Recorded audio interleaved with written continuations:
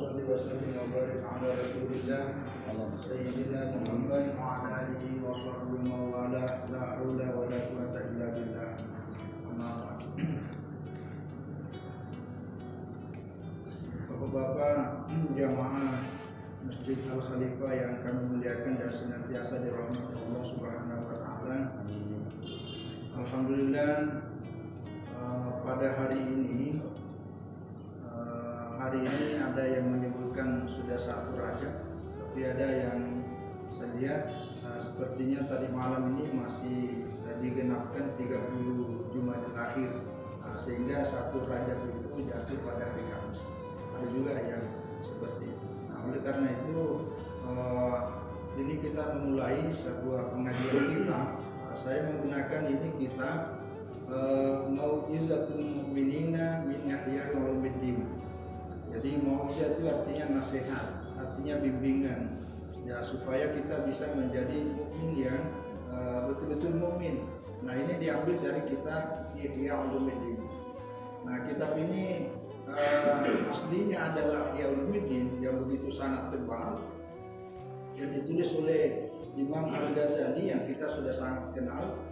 Itu bertahun-tahun di 4 negara. Pertama di Damaskus, itu Ihya Ulumuddin ditulis di sebuah mihrab yang beliau berkhalwat, tinggalkan kehidupan lain, fokus di situ. Lalu kemudian ke Baitul Maqdis, di sana beliau menulisnya sampai ke Mekah. Di Mekah beliau menulisnya, akhirnya kembali ke kampung halamannya namanya Tus. Disitulah beliau menyelesaikan kitab Ihya Ulumuddin.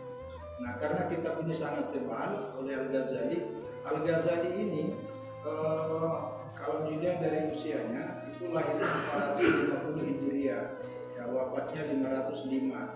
Jadi dalam tahun Hijriah, usia Al-Ghazali itu hanya 55 tahun. Kalau dalam Masehi itu 53 tahun, 52 tahun, karena biasanya itu beda sampai 23 tahun. Jadi 1058 Masehi, beliau wafat 1111. Hari ini sudah 2022. Nah, itu udah hampir berapa ratus tahun, 900 tahun, 800 tahun lebih, tapi ilmunya inilah yang kita pakai sampai hari ini. Nah, kelebihannya Ihya Ulumuddin ini karena pertama itu beliau seorang filosof, seorang ahli ilmu tauhid, ilmu kalam namanya mutakallim.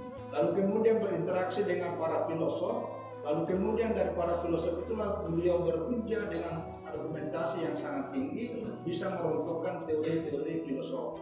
Lalu kemudian masuk pada wilayah fikih. Jadi kitab-kitab fikihnya sangat banyak. Ini ratusan kitab yang ditulis dalam 4 bidang. Pertama bidang ilmu kalam, yaitu tauhid. Yang kedua bidang filsafat. Yang ketiga ilmu fikih. Nah, terakhir masuk pada wilayah tasawuf. Nah, tasawuf inilah kemudian mengakhiri usianya 55 tahun. Nah, inilah kitab Ihya Ulumuddin ini adalah gabungan antara ilmu tasawuf dengan ilmu fikih. Maka itulah disebut beliau Hujjatul Islam. Nah, untuk saat-saat ini ada kecenderungan manusia lebih pada modern. Tadi malam saya pengajian kalau Selasa malam itu pengajian saya di Darul Falah, tapi menggunakan kitab Dalilul Falihin di Turuqi Riyadhus Shalihin. Nah, itu juga pengarangnya seorang ulama tasawuf yang memberikan komentar terhadap Riyadhus Shalihin, tapi urainya banyak ke tasawuf.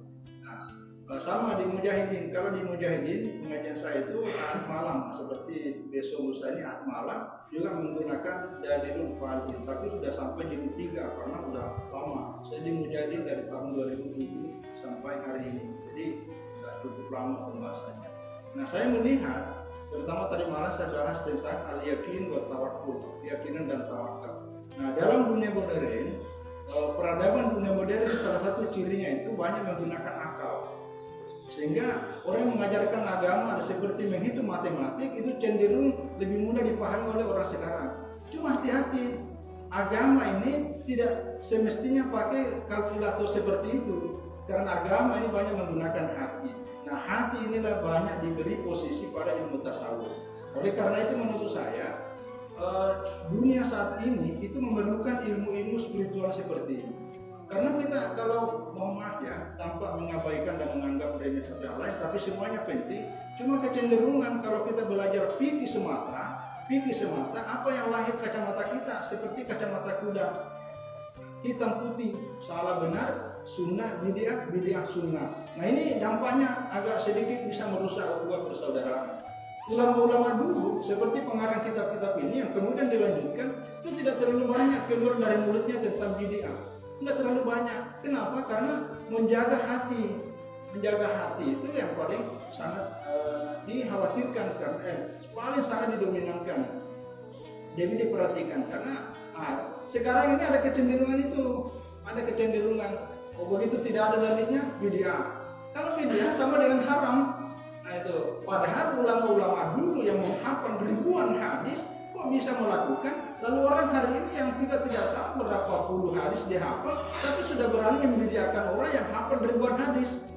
Nah itu, memangnya istilah yang namanya bid'ah kullu bid'ah dalalah tidak dihafal, bukan hanya dihafal, tapi itu sudah dikaji. Tapi hari ini justru kata-kata itu sering, sehingga orang yang tadinya berzikir tidak jadi berzikir, orang yang tadinya bersolawat tidak menjadi solawat, orang yang tadinya beribadah dengan menjadi tidak, karena dianggap tidak ada hadisnya, tidak ada dalilnya, bid'ah. Ini yang kemudian kalau mendalangi orang tasawuf itu sangat hati-hati. Jadi lebih kepada persoalan inti yang mau diambil. Nah inilah yang menariknya saya pilih kitab ini, karena menurut saya apalagi nanti sampai pada bulan Ramadan nanti saya akan bacakan tentang daftar isi kitab ini untuk menjadi motivasi buat kita.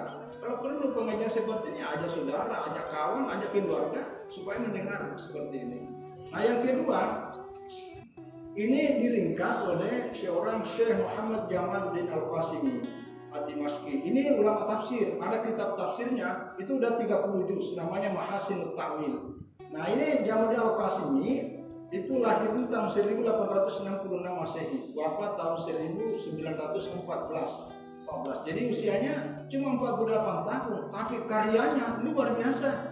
Umur kita hari ini, saya mohon maaf, yang mudah-mudahan panjang umur. Saya hari ini udah masuk usia, nanti kalau Maret ini 54 tahun. Ya, mudah-mudahan dalam usia ini kita bisa berbuat berkarya, karena semua orang punya kesempatan berbuat dan berkarya sesuai profesinya. Karena sebenarnya kita lahir ini jangan dibiasakan untuk berpikir diri sendiri. Kita berpikir ini jangka panjang, masa depan, dan untuk orang lain. Kalau kita bisa berbuat apapun, sekecil apapun, itu akan menjadi amal jariah. Nah seperti ini luar biasa amal jariahnya. Nah inilah usaha Syekh Muhammad Jamaluddin Al-Qasimi yang meringkas Ihya Ulumuddin menjadi sebuah kitab yang menjadi singkat seperti ini. Ada 38 bab. Kalau ikhtisarnya Ihya Ulumuddin itu ada 40 bab. Nah, jadi itulah menariknya kitab ini. Jadi atas dasar pertimbangan seperti itulah bahwa kajian-kajian antara fikih dengan tasawuf itu kemudian menjadi sangat penting, ya, supaya tidak terlalu prinsip pada fikihnya. Saya beri contoh misalnya ya, orang kalau bertahiyat ini kan sering diskusi, bahkan bertengkar hanya gara-gara begini. Ya, ini kan persoalan. Ini. Jadi orang dulu kan tidak bergerak, sekarang kan begini ini. Apa hadisnya? Ini masalah hadis. Nah kalau orang bicara hadis itu salah satu sumber fikih itu. Nah kalau kita kaji, misalnya kalau pakai kitab yang banyak beredar ini kan karangan Syekh Nasiruddin Al-Albani, nah itu yang banyak. Pokoknya bid'ah, pokoknya tidak ada dalilnya. Sahih, dhaif. Nah yang paling repot ketika hadis yang sudah sahih menurut para ulama terdahulu, datang seorang ulama yang namanya Syekh Nasiruddin Al-Albani, dhaif. Nah ada hadis yang sudahnya dulu dhaif, kemudian datang dia sahih. Nah ini menjadi bingung. Nah saya beri contoh misalnya, kalau ini kan persoalan hadis. Nah di dalam hadis itu ada istilah, ada namanya tambahan. Jadi misalnya kalau dalam hadis ini kan disebut situ karena Nabi SAW yusiru. Jadi Nabi SAW setelah bangkit dari sujudnya itu lalu kemudian kan begini menggenggam. Baru yusiru begini. Nah di dalam hadis itu, situ ada kata summa yataharrakuha, kemudian menggerakkannya. Nah, kata kemudian menggerakkannya inilah dimaknai seperti ini. Nah, jadi dimaknai menggerak-gerakkan. Nah, ini yang kemudian pakai karena ada kalimat summa yataharrakuha. Satu. Yang kedua, ulama lain bahkan dianggap mayoritas bahwa kata summa yataharrakuha setelah diteliti para ahli hadis ini adalah merupakan tambahan kalimat yang dilakukan oleh periwayat hadis belakangan. Jadi hakikatnya dalam hadis itu dari Rasulullah Shallallahu Alaihi Wasallam itu tidak ada summa yataharrakuha, itu adalah tambahan yang muncul dalam proses periwayatan sebuah hadis. Nah, karena adanya tambahan inilah oleh sebagian ulama hadis mengatakan inilah yang disebut dengan hadis mu'allal, hadis yang punya cacat. Nah, karena dianggap cacat maka dikembalikan kepada aslinya, yaitu tidak menggerak-gerakkannya.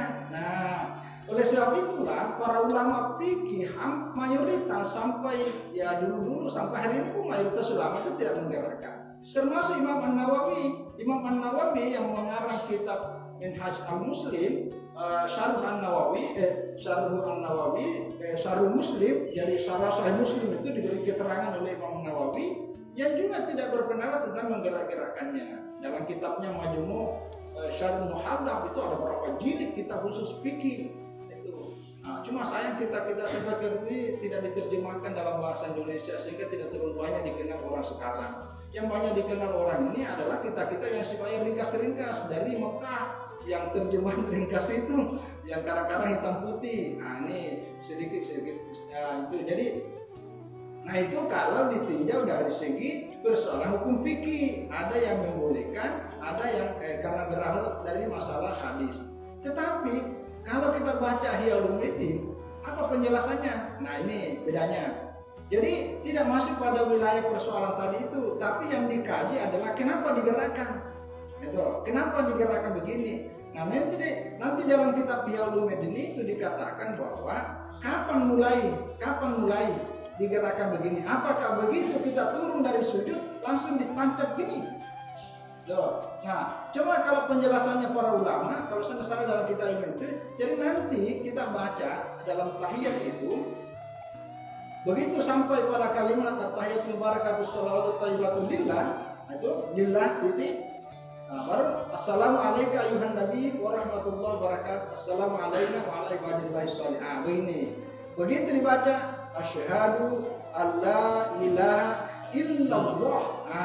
Jadi kata illallah bersamaan dengan ini. Apa maknanya?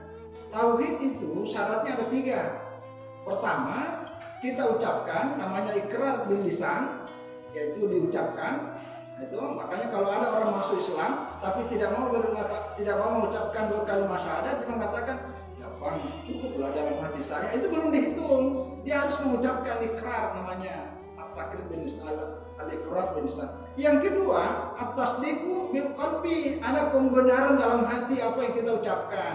Itu karena kalau antara yang diucapkan di dalam hati tidak ketemu, itu bisa munafik. Itu. Jadi harus bersamaan. Nah, yang ketiga al-amalu bil arkan, harus dibuktikan melalui perbuatan. Nah, begitu dikatakan aku bersaksi bahwa tiada Tuhan ya yang wajib disembah ya kecuali Allah. Nah, jadi begitu disebutkan Allah, maksudnya Allah yang esa. Nah, simbol esa inilah bergerakan satu. Nah, itu simbol keesaan. Jadi bersamaan antara yang kita ucapkan di lidah dengan keyakinan dalam hati dengan gerakan dari ini. Nah, ini kan namanya hikmah. Itu gerakan hikmah. Tapi lagi-lagi tidak usah bertekad. Hanya gara-gara itu sekali lagi namanya hikmah. Maka nanti di kitab ini banyak mengucapkan asrar, rahasia-rahasia salat, rahasia-rahasia puasa, rahasia-rahasia zakat, dan rahasia ibadah-ibadah lainnya. Nah, inilah yang nanti perpaduan antara fikih dengan tasawuf. Karena kalau fikih semata kadang-kadang rahasianya kenapa harus begitu? Itu tidak dibahas, hanya hukumnya. Nah, itu yang kadang-kadang muncul. Karena kalau tidak begini, kalau begitu begini. Ya, itu yang kadang-kadang muncul persoalan. Nah, jadi saya kira itu sekedar karena ini pertemuan mukadimah, saya ingin memberi informasi secara umum tentang kitab ini dan pengarangnya, sekaligus juga memberi informasi bahwa isi materi yang seperti ini menjadi sangat penting. Oleh karena itu sebagai bentuk takdim syukur dan ucapan terima kasih kita karena adanya kitab ini terutama oleh pengarang Al-Ghazali, Abu Hamid Al-Ghazali dengan Muhammad Al-Qasimi. Mari kita memulai dengan sama-sama kita membaca surat Al-Fatihah dengan niat semoga dengan membaca Al-Fatihah ini menjadi keberkahan yang kita lakukan hari ini akan berkelanjutan terus, kita mendapatkan walaupun sedikit tapi berkahnya penuh. Biar kita hadiahkan juga kepada pengarah kitab ini menjadi amal jariah. Al-Fatihah.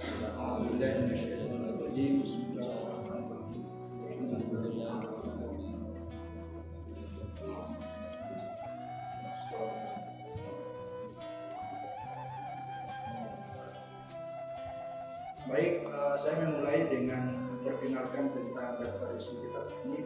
Pertama, kitab ini dimulai dengan keutamaan ilmu. Jadi fadilah al-ilmu, fadilah ta'allum. Jadi kalau ilmu ta'allum itu prosesnya.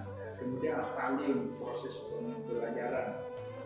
Kemudian masuk pada bab berikutnya tentang ilmu-ilmu yang sifatnya fardhu ain. Lalu masuk kitab berikutnya akidah Ahlussunnah wal Jamaah. Akidah Ahlussunnah disebutkan di sini. Saya menyebut wal Jamaah itu karena Al-Ghazali ini penganut dari sisi fikih Syafi'i, dari sisi teologi akidah itu Asy'ariyah yang hari ini kita kenal dengan Ahlussunnah wal Jamaah. Itu. Lalu setelah itu baru masuk kitab Asrarut Thaharah. Kemudian adab-adab qadaul hajat, ya kita istinja ya, kalau kita kencing apa segala mau air, kemudian cara berwudu, kaifiyatul wudu, kemudian mayukrahu fil wudu, apa yang dimakruh, apa yang menjadi makruh kita lakukan pada saat berwudu. Kemudian itibaru bitahara, termasuk cara mandi, cara tayamum, cara kita masuk WC. Lalu pada bab berikutnya asrarus shalah. Ya, jadi rahasia sholat, rahasia azan, fadilah sholat wajib. Termasuk menyempurnakan rukun-rukun, termasuk jamaah, termasuk keutamaan sujud, ya kemudian wajibnya khusyuk. Nah ini nanti kita akan bahas. Jadi kalau konteks tasawuf seperti Al-Ghazali itu yang namanya khusyuk wajib. Tapi mayoritas ulama fikih hanya kita pakai ini.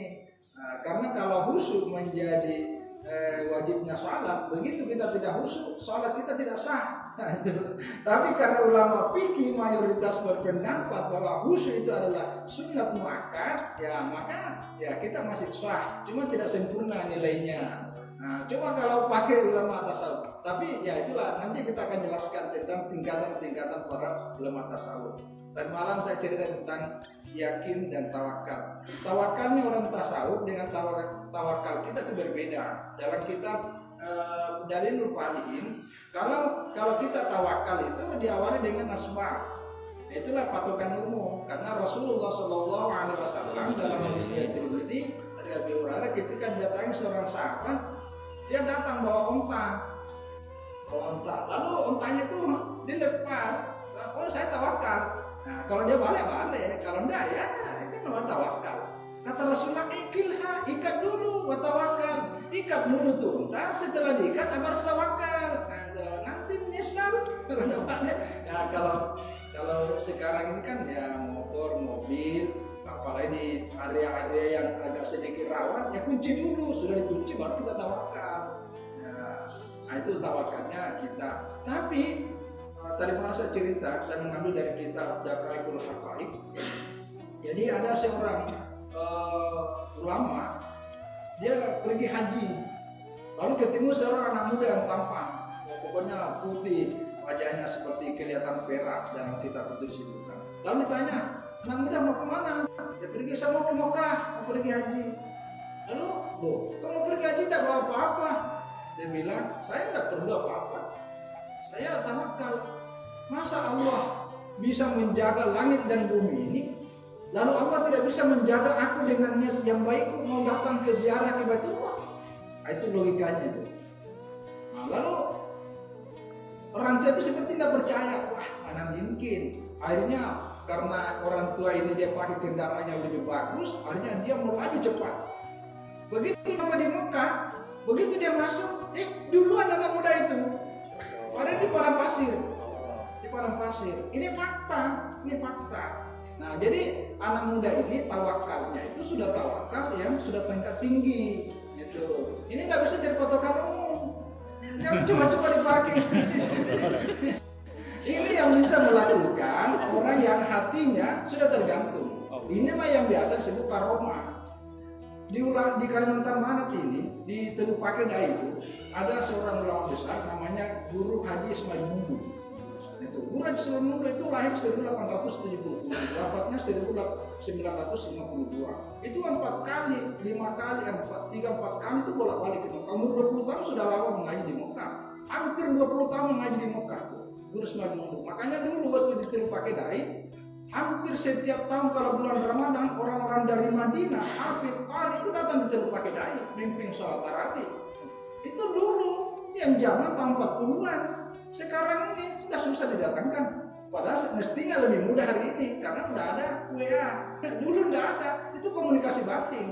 Nah, salah satu karomahnya, bila itu banyak kitabnya. Nanti saya akan bawa ke sini karena ada akidah Ahlussunnah wal Jamaah. Jadi bila itu salah satu karomahnya itu kalau melewati sungai nggak pakai sampan, nggak pakai apa-apa, tinggal pejamkan mata, tutup mata. Nah, begitu tutup mata, begitu dibuka, sungainya udah lewat. Nah, ini karomah persis sama dengan gurunya guru saya. Jadi guru saya itu namanya Kiai Haji Muhammad Zain. Lalu mertuanya namanya Kiai Haji Muhammad Arsyad. Dahlan itu lama ditinggal di Mekah. Nah, Kiai Haji Muhammad Arsyad ini namanya Kiai Haji Madapungan. Itu bapaknya dengan bapaknya Guru Haji Ismail Mundu itu saudara. Bapaknya Guru Ismail Mundu itu namanya Syekh Muhammad Abdul Karim. Itu wafat tahun 1936. Itu lama mengaji di Mekah. Itu sama dengan ulama Banjar.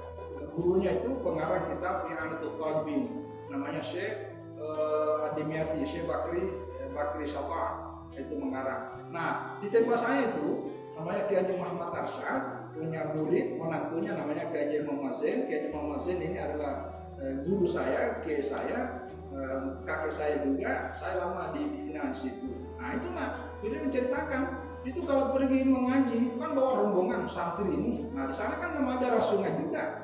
Cuma dikatakan pejam mata ya, jangan ada buka sebelum ada bapak komando. Pejam. Begitu ada bapak komando buka, begitu dibuka sungainya udah lewat. Nah, ini namanya karomah. Ini nggak bisa diingkari karena kejadian fakta. Nah, tapi Anda coba-coba, Anda pejam mata, tenggelam. Apa bedanya?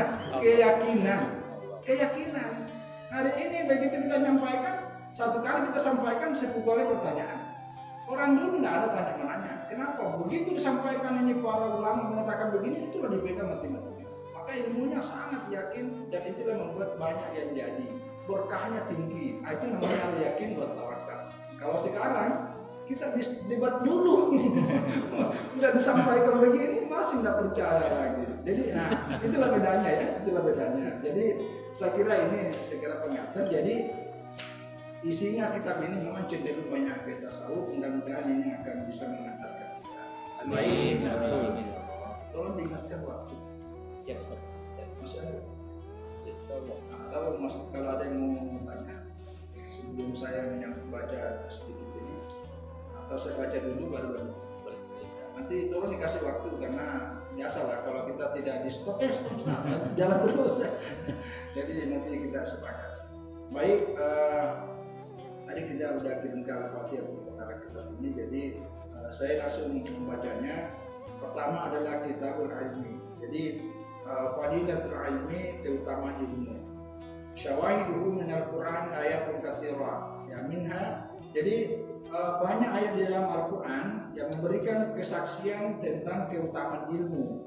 Nah, ilmu itu kita dapat bukan hanya di sekolah. Ya, masjid ini adalah tempat yang paling sangat bagus dalam mencari keilmuan. Kenapa? Pertama, kita masih dalam keadaan ada air wudhu. Yang kedua, semua pojok dalam masjid ini itu tidak pernah sepi yang namanya aura positif. Karena di mana kita sujud, pada waktu kita sujud kita baca tasbih, kita duduk baca istighfar, kita duduk baca sholawat, kita duduk baca baca ngaji, dan itu semua ucapan-ucapan, jangankan Al-Quran, jangankan hadis, ucapan kebaikan saja ini ada aura positif yang membuat ada energi. Makanya anak-anak yang tinggal di satu tempat yang sering banyak dengar Al-Quran, itu aura positifnya membentuk kepribadian orang. Beda dengan tempat tinggal yang di situ hanya cekcok, di situ ada ghibah, di situ ada fitnah, itu merusak, itu auranya itu sangat negatif tuh, sangat negatif. Hindari anak-anak tinggal di daerah yang selalu negatifnya itu jangan hindari. Karena pembentukan kepribadian anak ini bukan sekedar pembentukan dikasih ilmu, tetapi itu dibentuk oleh aura. Makanya anak-anak yang dekat dengan ulama, insya Allah hidupnya itu selalu terbimbing terarah. Nah, makanya masjid seperti ini luar biasa mendapatkan ilmu. Nah, ini yang dimaksud. Salah satunya minha di antara ayat di dalam Al-Quran adalah syahidallahu annahu la ilaha illa huwa wal malaikatu wa ulul ilmi qa'iman bil qisti. Ini surat Ali Imran ayat 18. Jadi kitab ini sudah memberi ayat. Kalau di Helm itu tidak ada ayat, kecuali yang cetakan terbaru sekarang ini karena sudah ada keterangan-keterangan. Jadi maksudnya Allah bersaksi, Allah menyatakan bahwa tidak ada Tuhan kecuali Dia, tidak ada Tuhan yang wajib disembah kecuali Dia. Wal malaikatu wa ulul ilmi qa'iman bil qist. Jadi yang menegakkan keadilan itu tidak ada lagi kecuali Allah. Nah, setelah Allah menyebutkan dirinya, nah, jadi di sini kata Al-Ghazali, "Fanzur kaifa bada subhanahu wa ta'ala bi nafsihi." Nah, jadi tengoklah, perhatikan baik-baik bagaimana Allah memulai dalam ayat ini dengan menyebutkan dirinya, ya, la huwa wal malaikatu, lalu kemudian malaikat, nah, baru yang ketiga wa ulul ilmi, yaitu orang-orang yang berilmu. Jadi penyebutan orang-orang berilmu, malaikat dengan Allah yang berderet itu menjadi sebuah kemuliaan. Nah, sama lah kalau kita ya terutama kita PNS ya, kalau acara-acara resmi formal, apa istilahnya itu ya, acara formal lah resmi itu kan tempat dulu itu kan sesuai dengan makamnya gitu. Jadi begitu dekat dengan ini kan lebih terhormat. Begitu juga kadang-kadang kalau dalam protokol kesibukan kepada yang terhormatnya itu diumat itu. Nah, itu kan etika. Nah, di dalam Al-Quran Allah menyebutkan dirinya, yang kedua wal malaikat itu baru ulul ilmi. Jadi baru sebutkan orang yang berilmu. Orang berilmu di sini ya ada putih ilmu agama, ya. Pokoknya orang-orang yang berilmu yang bisa memberi manfaat kepada kita. Nah, itulah salah satu contoh tentang kemuliaan. Bahkan di sini disebutkan bihada syarafan wa fadlan. Jadi dengan penyebutan ini menunjukkan ada syarafan syarifah, artinya kemuliaan, wa fadlan dan keutamaan. Nah, di dalam ayat yang lain waqala Allah Ta'ala, ini ayatnya di surah Fatir, surah Al-Mujadilah ayat 11. Nah, di sini langsung disebutkan yarfa'illahu alladziina aamanu minkum walladziina utul ilma darajat. Artinya Allah mengangkat derajat orang-orang yang beriman di antara kalian dan orang-orang yang berilmu. Ya, utul ilma darajat, beberapa derajat. Nah, ini di dalam kitab ini.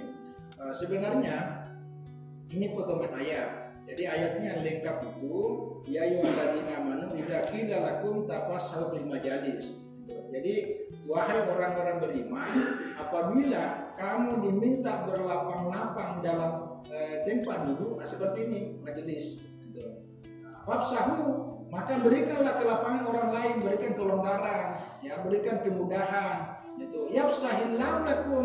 Kalau kita sering memberikan kelapangan, kemudahan kepada orang lain, maka pasti Allah juga akan memberikan kelapangan buat kita, gitu ya. Baik kelapangan di dunia, lebih-lebih ya lapang nanti di akhirat kelak. Nah, baru wa idza qila susu, kalau kamu diminta berdiri, yang bukan sudah penuh, susu, maka relalah berdiri dari tempat duduk yang lain. Nah, baru susu, maka sambungannya ayat inilah disebut yarfa'illahu alladziina amanu, maka Allah akan mengangkat derajat. Nah, ini ayat saya pernah ceritakan sebelumnya. Ini ayat berkaitan dengan turun asbab nuzulnya begini. Jadi suatu waktu Nabi pernah ceramah ini dalam masjid. Ada juga dalam masjid sebuah tempat. Tapi karena ruangannya sangat penuh, tidak ada lagi tersisa, ya biasalah, karena begitu Nabi ceramah kayak tabligh akbar itu mana ada sahabat yang berani nongkrong di rumahnya, pasti datang. Jadi karena udah penuh, nah lalu ada sekelompok orang yang datang terlambat, tidak bisa masuk. Nabi melihat, lalu yang di luar itu dipersilakan masuk, yang di luar masuk sini. Ada yang di sini suruh berdiri, Pak, berdiri, kasih tempat dulu. Nah, yang disuruh berdiri ini tersinggung, dia protes. Kalau bahasa hari ini interupsi harus suruh. Kenapa kita disuruh berdiri, kita udah duluan, yang datang belakangan malah kasih tempat dulu. Nah, karena dia interupsi itu protes, turunlah ayat ini. Wa idza qila zuzu, kalau kamu disuruh berdiri, fanzuzu berdirilah, yarfa'illahu alladziina aamanu minkum walladziina utul ilma darajat. Jadi ini ayat turun berkaitan dengan etika ya di dalam bermajelis supaya saling memberi kemaafan dan kelapangan. Nah, ada pertanyaan menarik. Siapa yang datang belakangan itu? Sampai Rasulullah SAW memberikan semacam perhatian lebih daripada yang lain. Bahkan dikatakan diberi prioritas. Kenapa disuruh masuk secara khusus, yang lain disuruh berdiri? Jawabannya karena yang datang terlambat adalah para pahlawan Badar.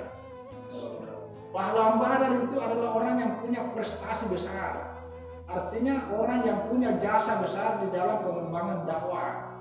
Nah, ini artinya mengajarkan kepada kita bahwa etika yang paling sangat bagus dalam Islam adalah tahu menghargai jasa para orang-orang terdahulu. Itu etika. Jadi kalau ada orang mengabaikan jasa, apalagi jasa besar dari orang itu menyalahi sunnah. Itu tidak bagus. Betapa banyak orang yang jatuh dari kedudukannya karena orang yang pernah berjasa menaikkan dia cuekin. Namanya enak dicuekin. Nah, jadi itu akhlak. Makanya salah satu etika kita itu kalau dalam proses pendidikan anak, begitu anak prestasi ranking kasih hadiah. Itu salah satu model pendidikan. Kenapa orang tua wajib kita hargai? Karena jasa orang tua kepada kita nggak mampu batas kecuali dengan ya mengabdi. Itu begitu juga guru para ulama. Kita nggak tahu baca Quran, nggak tahu salat, nggak tahu apa kalau bukan dari guru kita. Maka itu jasa besar. Ya, jadi makanya ini ulama-ulama seperti ini yang menulis kitab itu jasanya luar biasa. Itulah sebabnya tadi itu turun ayat itu ya. Jadi saya kira ini sebagai mukadimah keutamaan ilmu yang diambil dari ayat-ayat Al-Quran. Nanti selanjutnya kita akan sampai pada pembahasan lebih lanjut. Tapi sekali lagi karena mukadimah jadi agak sedikit panjang, dan selebihnya saya serahkan apakah ada yang atau dicukupkan sampai sini. Silakan. Terima kasih Ustaz. Mungkin dari teman-teman ada satu pertanyaan lah ya.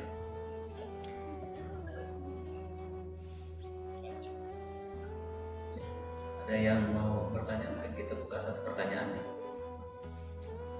Ada yang mau tanya silakan. Pak izin Bapak tanya materinya lain Pak Ustaz. Iya, Pak Ustaz. Pada bulan Rajab nih Pak Ustaz, yang perlu saya lakukan itu apa yang di Abdul maksud? Ya. Baik, terima kasih. Ya, jadi bulan Rajab ini salah satu di antara bulan sangat mulia. Ini banyak WA. Cuma ini ada dua hal yang saya ingin sampaikan. Pertama, kalau persoalan dalil, terutama hadis, memang banyak yang dhaif bahkan palsu. Tetapi lagi-lagi tidak usah bertengkar, ya, hanya persoalan dalil. Apalagi kalau cuma hadisnya dhaif. Karena hadis dhaif itu ya bukan persoalan menetapkan boleh dan tidak boleh ya dalam hal masalah puasa. Itu hanya mendapatkan bagaimana kita bisa mendapatkan kemuliaan seutama-utama mungkin. Nah itu jadi bukan persoalan boleh dan tidak boleh. Nah kalau persoalan menetapkan halal dan haram, boleh dan tidak boleh, nah itu memang hadis dhaif bermasalah. Tapi kalau persoalan persoalan untuk motivasi, mendorong kita untuk mendapatkan pahala sebanyak mungkin, maka tidak perlu terlalu dipersoalkan, ya. Nah, kecuali lain halnya kalau hadis palsu, yang namanya palsu karena mengatasnamakan Nabi Muhammad SAW, sementara beliau tidak mengatakan begitu. Nah, itu yang tak boleh. Nah, satu. Yang kedua, nah, bagaimana caranya? Jadi persoalan bulan Rajab ini boleh dicatat ini, itu ada di Al-Quran pada surat At-Taubah ayat 36. Di At-Taubah ayat 36 itu tidak disebutkan secara tekstual, tetapi di situ ada penjelasannya di dalam kitab tafsir. Penjelasannya di hadis riwayat Imam Bukhari. Nah, itu apa ayatnya? Ayat Taubah 36, inna iddatash syuhuri 'indallahi 12 syahra. Jadi hitungan bulan dalam setahun itu adalah 12 bulan. Nah, nanti selanjutnya itu ada kalimat minha arba'atun hurum. Di antara 12 bulan itu ada 4 diantaranya yang hurum. Hurum itu artinya bulan yang sangat mulia. Dikatakan wala tazlimu bihinna anfusakum. Janganlah kamu menzalimi diri kamu di dalam 4 bulan itu.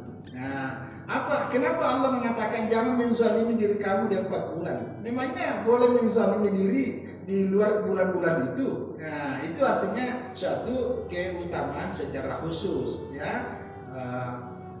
Ibnu Abbas ketika menjelaskan ayat ini mengatakan bahwa di 4 bulan ini kalau kita melakukan satu kebaikan sedikit, maka itu nilai pahalanya akan dilipat gandakan berlipat-lipat dibanding daripada bulan-bulan lainnya.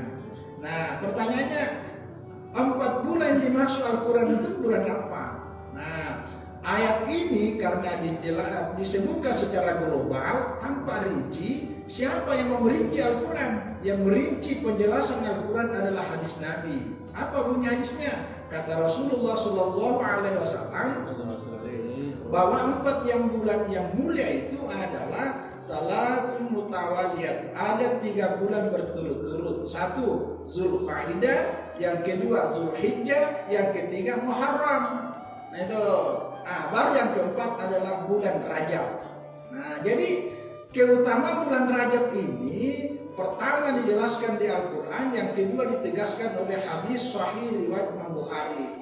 Jadi tidak usah ribut masalah hadisnya dhaif, hadisnya apa, ini jelas sekali. Nah, bagaimana cara penetapan sebuah masalah? Kalau ada dalil, selama tidak ada penjelasannya secara rinci bahwa bagaimana ini, maka keumuman dari sebuah dalil itu boleh kita amalkan. Itu. Nah, jadi pada bulan Rajab dari awal sampai akhir, sekecil apapun kebaikan akan dilipat gandakan melebihi daripada bulan-bulan yang lain dari 4 bulan tadinya, Zulqa'dah, Zulhijjah, Muharram ini kan sudah lewat.